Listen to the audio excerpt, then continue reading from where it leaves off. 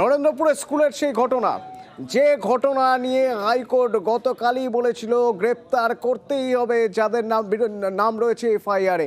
তো এফআইআরে যাদের নাম রয়েছে সেই চারজনের মধ্যে একজন প্রধান শিক্ষকও রয়েছেন, সেই চারজন এখনো বেপাত্তা, এখনো নিরুদ্দেশ। রবিবার দুজন গ্রেপ্তার হয়েছেন, আজও দুজনকে গ্রেপ্তার করা হয়েছে, কিন্তু এই দুজন এফআইআরে থাকা নাম নয়। তাহলে এই দুজন কারা, কেন এদের গ্রেপ্তার করা হলো? অর্পণ প্রতিনিধি আমার সঙ্গে রয়েছেন। অর্পণ, কিভাবে জড়িত এই দুজন যাদের আজ গ্রেপ্তার করা হয়েছে, কিভাবে জড়িত বলে মনে করছে বা দাবি করছে পুলিশ?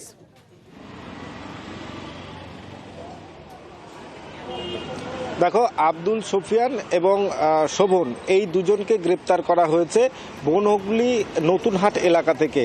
তাদের বিরুদ্ধে যা অভিযোগ এবং পুলিশ তদন্তে পুলিশ সূত্রে যেটা বলা হচ্ছে যে এই যে শিক্ষক শিক্ষিকাকে মারধরের ঘটনার সঙ্গে সরাসরি এদের যোগ রয়েছে। কারণ তুমি জানবে যে দুটি যে ভিডিও ভাইরাল হয়েছে সেই ছবি অনুসন্ধান করে এই দুজনার নাম এবং তার সঙ্গে তার পরিচয় পাওয়া গিয়েছে, তারপরেই পুলিশ তাকে গ্রেপ্তার করেছে এবং এই দুজন আর রবিবার দুজনকে গ্রেপ্তার করা হয়েছে।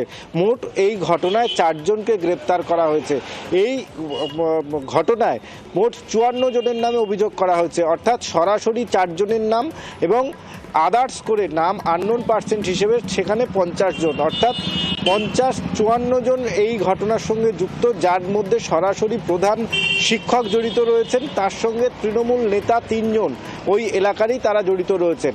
এখনো পর্যন্ত এই এফআইআরে নাম থাকা যে 4 জন ব্যক্তি তাদের এখনো খোঁজ মেলেনি। আমরা একাধিকবার এই যে অভিযুক্ত তাদের বাড়িতে গিয়েছিলাম, পরিবারের তরফ থেকে জানানো হচ্ছে ফোনে তাদের সঙ্গে যোগাযোগ করা হয়েছে, তারা কলকাতায় গিয়েছে, তারপরে আবার অনেকে বলেছেন কাজে গিয়েছে, তারপর তাদের সঙ্গে যোগাযোগ করা যাচ্ছে। যাদের নাম এফআইআর রয়েছে তাদের নাম কেন এখনো পর্যন্ত গ্রেপ্তার করা সম্ভব হলো না? আদালত ক্ষুব্ধ।